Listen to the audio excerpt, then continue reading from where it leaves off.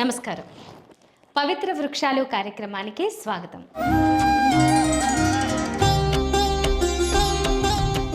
అడవులలో చెట్లు చేమల మధ్య మానవుడు సుమారు 10,000 సంవత్సరాలు జీవించాడు. మానవజాతి సంస్కృతి అక్కడే పుట్టి పెరిగింది. పవిత్రమైన వేదాల్లోనూ ఉపనిషత్తుల్లోనూ పురాణాల్లోనూ వృక్షముల ప్రాముఖ్యతను గురించి చెప్పబడింది. చెట్లు జంతుజాలం మానవుడు లేకున్నా జీవించగలవు, కానీ చెట్లు లేకపోతే జంతుజాలము మానవుడు ఒక్క క్షణమైనా బ్రతకలేరు. కాబట్టి మానవులు చెట్లను దైవంగా పూజిస్తున్నారు. మరి అలాంటి పవిత్ర వృక్షాలు, వాటి విశిష్టతను, అవి మానవాళికి దోహదపడే తీరును తెలియపరుస్తున్న కార్యక్రమమే పవిత్ర వృక్షాలు. ఆధ్యాత్మిక ఆలంబనకు ఆనవాలముగా అనాది నుండి ప్రశంసింపబడే వృక్షాల్లో రావి చెట్టు ఒకటి. బోధి వృక్షంగా పిలిచే రావి చెట్టుకు ఆధ్యాత్మికంగా ఎంతో ప్రాధాన్యం ఉంది. హిందువులు, బౌద్ధులు దీన్ని పవిత్ర వృక్షంగా భావిస్తారు. బోధి వృక్షం కిందే బుద్ధుడికి జ్ఞానోదయమైంది. రావి చెట్టు అనేక ఔషధ విలువలకు నిలయం. అనేక రోగాలను మాయం చేసే శక్తి రావి ఆకులకు ఉంది. ఇలా ఇంకా అనేక ప్రయోజనాలు ఉన్నాయి. ఈ రావి చెట్టు కొన్ని వేల సంవత్సరాలు, కొన్ని యుగాలకు ముందుగానే పురాణాలలో ఎంతో ప్రాధాన్యతను సంతరించుకుంది. మరి ఆ విషయాలన్నీ ప్రముఖ ఆధ్యాత్మికవేత్త శ్రీ కాకునూరి సూర్యనారాయణమూర్తి గారు ఎంతో స్పష్టంగా వివరించారు. చూసేద్దాం.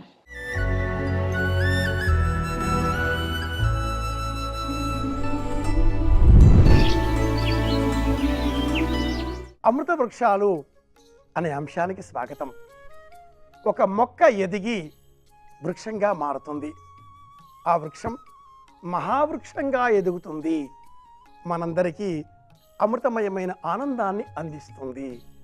అమృత వృక్షాలు అనే అంశంలో అశ్వత్థ వృక్షం గురించిన ప్రస్తావన చేస్తే వేదం ఎంత అద్భుతమైన వివరణ చెప్తుంది అంటే, శివ అంటే రేపు అని అర్థం. అశ్వము రేపు లేనటువంటిది. అశ్వత్థము ఇప్పుడే, ఈ క్షణమే మనకు ఆరోగ్యాన్ని, ఆనందాన్ని, ఐశ్వర్యాన్ని అందించేటటువంటి వృక్షం ఇది అని వేదం ఇలా వివరిస్తుంది.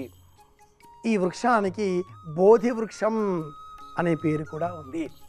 లోకంలో రావి, రాగి అనే పదాలను ప్రత్యామ్నాయంగా వాడడం కూడా మనం గమనించవచ్చు. రాగి చెట్టు కింద అమ్మవారిని పూజించే అలవాటు ఉన్న కారణం చేత తెలంగాణలో రావికి బదులుగా రాగి అనడం కూడా బహుళ ప్రాచీనంలో ఉన్న అంశం. అత్యంత వేగంగా మొక్క వృక్షంగా, మహావృక్షంగా మారేటటువంటి చైతన్యవంతమైనటువంటి స్వభావం గల చెట్టు రాగి చెట్టు. వేద పురుషునికి ప్రతీకగా చెప్పేటటువంటి చెట్టు రాగి చెట్టు. పంచపల్లవాలలో ప్రప్రథమంగా చెప్పబడ్డ చెట్టు రాగి చెట్టు.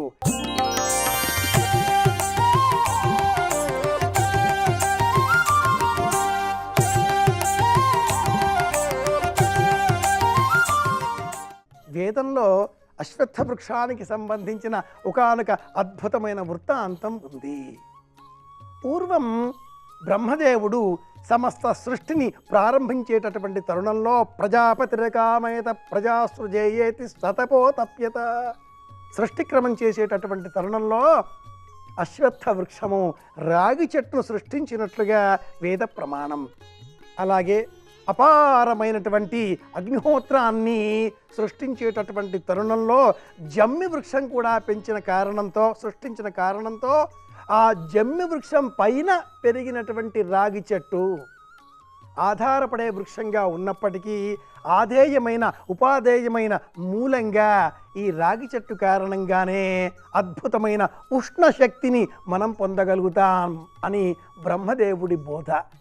నేటికి యజ్ఞయాగాది క్రతువులు ఆచరించేటటువంటి సమయంలో, వేదాన్ని అధ్యయనం చేసేటటువంటి సందర్భంలో 2 కర్ర ముక్కలను ఒకదానిపైన మరి ఒకటి ఉంచి ఆ రెండింటి రాపిడి ద్వారా అగ్నిహోత్రాన్ని అరణి మథనం అన్న పేరిట సృష్టిస్తారు. అందులో వినియోగించేటటువంటి దిగువన ఉండేటటువంటి ఆ కర్ర ముక్క రాగి చెట్టు కర్ర ముక్క, ఎగువన పైన ఉండేటటువంటి కర్ర ముక్క జమ్మి చెట్టు కర్ర ముక్క. అపారమైన అగ్నిహోత్రపు విలువలు ఇందులో ఉన్నాయి. ఇది బ్రహ్మదేవుడి సృష్టి కనుకనే అగ్నిహోత్రానికి ప్రామాణికంగా ఉండేటటువంటి విలువలతో కూడుకున్న ఈ రాగి చెట్టుకు మహిళలు సంతానం కోరి, సౌభాగ్యం కోరి, ఆనందం కోరి, ఐశ్వర్యం కోరి రాగి చెంబులో పాలు నీరు మిశ్రమాన్ని కలుపుకొని ఆ చెంబుతో ఆ నీరు పాలు ఆ మిశ్రమాన్ని తీసుకువెళ్ళి రాగి చెట్టు మొదట పోసి 7, 9, 11 ఈ సంఖ్యలో ఆ రాగి చెట్టుకు ప్రదక్షిణలు చేస్తారు. ఇలా చేస్తే సంతానం కలుగుతుంది అనే మాట శివపురాణంలో చెప్పబడి ఉంది. ఏమిటి హేతువు? ఈ మొక్క బ్రహ్మదేవుడి సృష్టి, కానీ పురాణాలలో ఇంకెక్కడైనా ఈ మొక్క ప్రస్తావన ఉందా? ఇది మహావృక్షంగా ఎలా మారింది?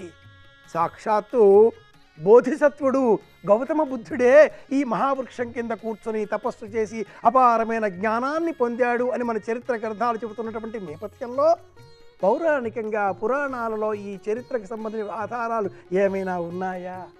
ఎక్కడైతే రాగి చెట్టు ఉంటుందో అక్కడ జ్ఞానం ఉంటుంది. కానీ శాస్త్రం ఈ రాగి చెట్టు పెంచే విషయంలో కొన్ని నియమాలు ఏర్పరిచింది. నిరంతరం రాగి ఆకుల గలగల ధ్వనిని గృహస్థు వినకూడదు.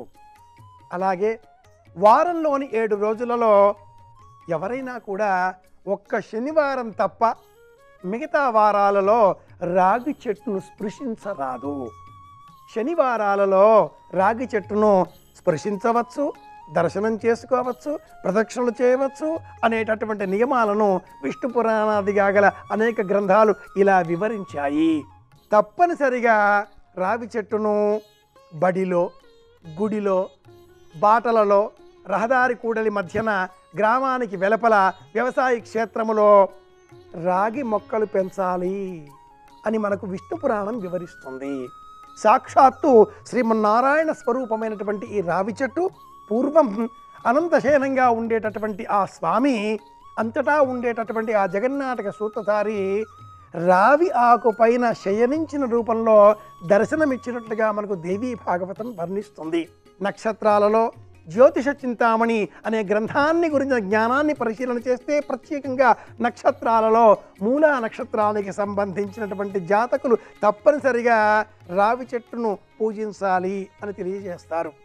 అలాగే అమ్మవారికి సంబంధించిన జ్యేష్ఠ నక్షత్ర విచారం ఉన్న కారణం చేత జ్యేష్ఠ నక్షత్రం వారు సైతం ఈ చెట్టునే, ఈ మొక్కనే పూజించాలి అని కూడా జ్యోతిర్విజ్ఞానం ప్రత్యేకంగా తెలియజేస్తుంది. ఈ నక్షత్రాలు వారు మాత్రమే అని కాకుండా సర్వే సర్వులు అందరూ కూడా దరిద్రం రాకుండా ఉండాలి అంటే మటుకు తప్పనిసరిగా ఈ రావి చెట్టును పూజించాలి. ఆంజనేయ స్వామి వారిని పూజించేటటువంటి తరుణంలో 7, 9, 11 ఈ సంఖ్యలో రావి ఆకులను సేకరించి కడిగి తుడిచి వాటిపైన శ్రీం అనే శ్రీం బీజాక్షరాన్ని లిఖించి ఈ 7, 9, 11 మన ఇష్టానుసారం ఆ రావి ఆకుల బొత్తిని ఎరుపు రంగు దారం చేత చుట్టి ఆంజనేయ స్వామి పాదాల వద్ద ఉంచి నమస్కరించినట్లయితే అలాంటి వారికి ఏ విధమైన శత్రు బాధ కలగదు అని కూడా తంత్రచింతామణి అనే గ్రంథం వివరిస్తుంది. ఆంజనేయ స్వామి వారి అనుగ్రహం కావాలి అన్నా రావి చెట్టునే పూజించాలి. కనుకనే అనాదిగా ఏ గ్రామానికి వెళ్ళినా గ్రామం చివర రాగి చెట్టు మహావృక్షం. ఆ రావి చెట్టు కింద ఆంజనేయ స్వామి పరమదైవం.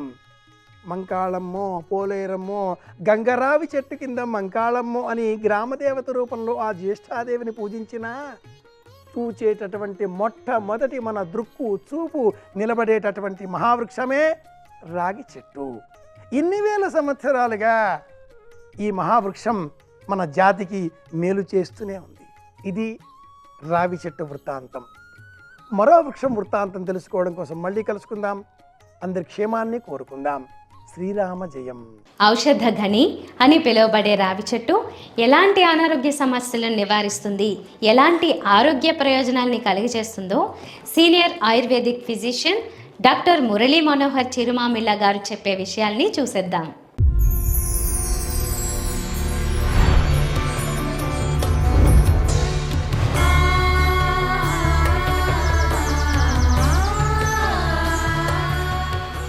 నమస్కారం. ఈరోజు ఔషధ వృక్షాలు విభాగంలో మనం ఒక అద్భుతమైన చెట్టు గురించి తెలుసుకోబోతున్నాం. ఎందుకంటే వృక్షాః బహవః రోగాణం ఉపచారం కుర్వంతి అనేది ఆర్యోక్తి. అంటే ఈ వృక్షాలు అనేక రీతుల్లో అనేక వ్యాధుల తాలూకు ట్రీట్మెంట్కి చికిత్సకి ఇవి ఉపయోగపడతాయని, ఇంతటి అద్భుతమైన ఒక చెట్టే ఈరోజు మనం మాట్లాడుకోబోయేది రావి చెట్టు.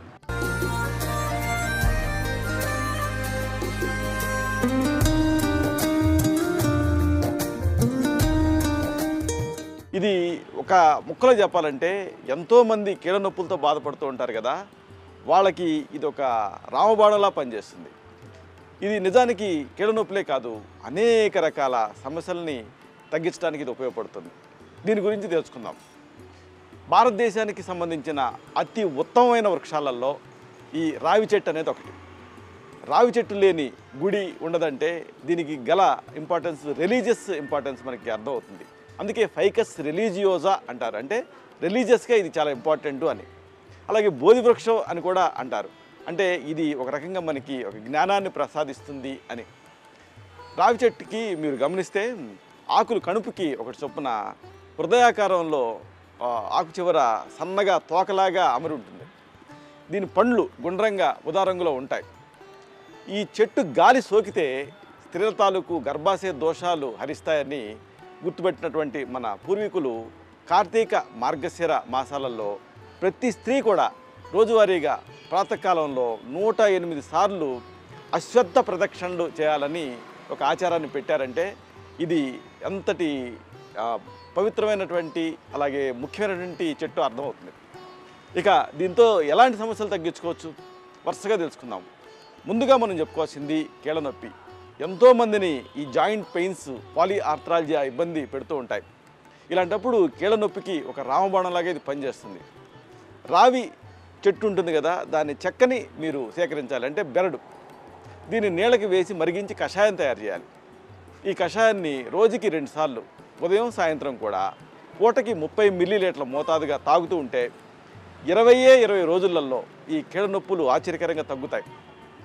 అలాగే ఇంకొక సమస్య ఎక్కువ మందిని ఇబ్బంది పెట్టేది గర్భధారణలో గర్భిణీ వాంతులు. దీంతో భయపడిపోతూ ఉంటారు, అంటే గర్భం అంటేనే చాలు ఇంకా హడలిపోతూ ఉంటారు. ఇలాంటి ఈ హైపరెమిసిస్ గ్రావిడారం అంటే గర్భిణీ వాంతులను ఎలా తగ్గించుకోవాలి సురక్షితంగా, పిండానికి మళ్ళీ అది హాని చేయకూడదు, దీనికి ఈ రావి చెట్టు ఉపయోగపడుతుంది. రావి చెట్టు బెరడిని తెచ్చుకోండి, ఒక రేకు మీద కాల్చి బూడిద చేయండి. ఈ బూడిదని నీళ్ళ కలిపి వడపోసుకోండి. 30 మిల్లీలీటర్ల చొప్పున అవసరాన్ని బట్టి దీన్ని తాగుతూ ఉండాలి. గర్భిణీ స్త్రీలలో బాధించేటటువంటి తీవ్రమైనటువంటి వాంతులైనా సరే డెఫినెట్గా శమిస్తాయి. ఇంకొకటి ఉబ్బసం. మన దేశంలో చాలా కామన్గా ఇబ్బంది పెట్టేటటువంటి సమస్య ఇది, ఆస్మా.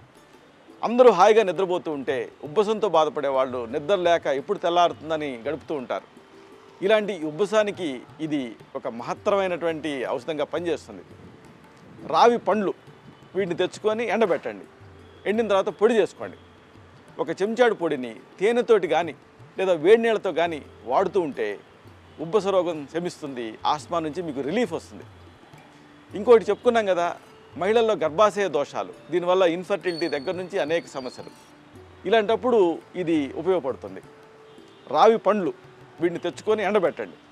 ఎండబెట్టి పొడి చేసుకోండి. ఒక చెంచాడు పొడిని తగినంత పంచదార అలాగే పాలకు కలిపి వాడుతూ ఉండాలి.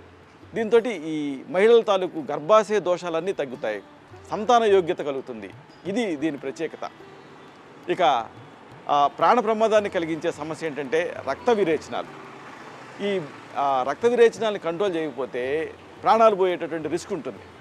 దీనికి ఈ రావి చెట్టు ఉపయోగపడుతుంది. అయితే ఇక్కడ మీకు అవసరమైంది రావి ఆకులు. రావి చెట్టు లేత ఆకుల్ని నూరాలి, ముద్దగా అవుతుంది కదా, దీని ఒక స్పూన్ మోతాదుగా 2 పూట్ల తీసుకుంటూ ఉండాలి. నీళ్ళతో తీసుకోవచ్చు, మజ్జిగకి కలిపి కూడా తీసుకోవచ్చు. దీంతో రక్త విరేచనాలు తగ్గుతాయి. అలాగే వాంతుల్లో కూడా ఇది అద్భుతంగా పనిచేస్తుంది. వాంతులు అవుతున్నప్పుడు 10 గ్రాముల రావి చెట్టు బెరడ్ని ఒక గ్లాసు నీళ్ళకి వేసి 1/4 గ్లాసు మిగిలేంతవరకు మరిగించాలి. అంటే స్ట్రాంగ్ డికాక్షన్ తయారు చేశారు. దీన్ని ఇలాగా డికాక్షన్ రూపంలో తాగుతూ ఉండాలి. చివరిలో కాస్త చెరుకు రసం కలిపి తాగాలి. దీంతో వాంతులు తగ్గుతాయి. ప్రపంచంలో మన ఇండియాలో డయాబెటీస్ అంటే మధుమేహం కేసులు ఎక్కువ. మధుమేహంలో మళ్ళీ ఇండియాలో కూడా మన ఈ దక్షిణ భారతంలో ఈ కేసులు ఎక్కువ. ఇలాంటి ఈ డయాబెటీస్కి ఇది ఒక రామబాణం. ఒక 10 మిల్లీమీటర్ల బెరడు అంటే దాదాపుగా ఒక అరచేయంత బెరడు, 10 నుంచి 30 మిల్లీలీటర్ అంటే దాదాపుగా ఒక అరచేయంత బెరడుని నీళ్ళకి వేసి మరిగించి కషాయం తయారు చేసుకోవాలి. ఈ కషాయానికి పాలు కలపాలి, 1 కప్పు పాలు. ఇలా తాగుతూ ఉండాలి. రోజుకి ఒకసారి తాగుతూ ఉంటే డయాబెటీస్ కంట్రోల్లోకి వచ్చేస్తుంది. అలాగే ఒకవేళ ఎలర్జిక్ బ్రాంకైటిస్ వల్ల ఆస్మా ఇబ్బంది పెడుతూ ఉంటే, అంటే ఊపిరి పీల్చుకోవాలంటే కష్టంగా ఉంటే, ఒక చెంచాడు రావి పండు పొడి దీన్ని ఒక గ్లాసు నీళ్ళకి వేసి మరిగించి పరిగడుపుని తాగుతూ ఉండాలి. అలాగే ఇంకొకటి ఇదేమిటంటే, మామూలుగా మన పల్లెటూళ్ళల్లో అక్కడ చూస్తూ ఉంటాం, ఎలుక కాటుకి గురవుతూ ఉంటారు. దానికి ఏం చేయాలో చాలామందికి అర్థం కాదు. కానీ ఇలాంటి సందర్భాలలో ఈ రావి మీకు ఉపయోగపడుతుంది. దీన్ని ఒక 5 గ్రాముల వేరుని అలాగే బెరడ్ని, రావి బెరడ్ని రెండింటినీ కూడా దంచండి. దంచి ఒక 10 గ్రాముల ముద్ద చేయండి. 5 గ్రాముల రావి చెట్టు బెరడు, అలాగే 10 గ్రాములేమో ఈ రావి చెట్టు తాలూకు వేరు, ఈ రెండింటినీ కలిపి నూరాలి. ఇప్పుడు దీన్ని పాలతోటి తీసుకోవాలి. దీంతో ఆ ఎలుక కాటులో ఒక ఫస్ట్ ఎయిడ్లా పనిచేస్తుంది. ఇదంతా ఒక ఎత్తు అయితే, రావి గురించి మీకు చెప్పాల్సి వస్తే మెయిన్గా చెప్పాల్సింది ఏంటంటే పాదాల పగుళ్ళు. చాలామంది ఇబ్బంది పడుతూ ఉంటారు, పాదాలని కవర్ చేయడానికి సతమతం అవుతూ ఉంటారు. పాదాల పగుళ్ళు ఎంత ఇబ్బంది అంటే, నిద్రపోయేటప్పుడు దుప్పటి తట్టుకుందనుకోండి, ఆ నిద్ర కూడా డిస్టర్బ్ అవుతుంది. అంతటి సమస్య ఇది. ఇలాంటప్పుడు ఈ రావి చెట్టు దానికి ఘాటు పెడితే పాలు వస్తాయి కదా, ఆ పాలను సేకరించండి. దీన్ని నెయ్యితో కలిపి పాదాలకు పూయండి. అలాగే రాత్రంతా ఒక సాక్స్ వేసుకొని అలాగ ఉంచేసేసి మర్నాడు గోరువెచ్చని నీళ్ళతోటి కడిగేసుకోండి. ఇలాగ ఒక 10-15 రోజులు చేస్తే చాలు. ఎంతటి తీవ్రమైన పాదాల పగుళ్ళైనా సరే తగ్గుతాయి. ఇంకోటి ఏంటంటే, కొంతమందికి పర్క్యులర్గా రాత్రిపూట జ్వరం వస్తూ ఉంటుంది. పగలంతా బాగానే ఉంటారు, రాత్రి జ్వరం వచ్చేస్తుంది. ఇలాంటప్పుడు ఇది యాంటీబయాటిక్గా పనిచేస్తుంది. ఒక 5 గ్రాముల రావి చెట్టు బెరడ దీన్ని ముద్దను కానీ లేదా ఆకుల్ని దంచినటువంటి ముద్దను కానీ దీన్ని సిద్ధం చేసుకోండి. తీసుకొని ఒక అరకప్పు పాలకు కలిపి దీన్ని రాత్రి పడుకునే ముందు తాగుతూ ఉండాలి. దీంతో రాత్రిపూట వచ్చేటటువంటి జ్వరం తగ్గుతుంది. అలాగే కొంతమందికి ఎదగాలినట్టుంది డాక్టర్ గారు అని చెబుతూ ఉంటారు, ఛాతీలో మంటగా అనిపిస్తూ ఉంటుంది. ఇలాంటప్పుడు సింపుల్గా రావి పండ్లు ఉంటాయి కదా, వాటిని తినేయాలి. దీంతో ఇది ఆ మంటను తగ్గిస్తుంది, అంటే యాంటాసిడ్లా పనిచేస్తుంది.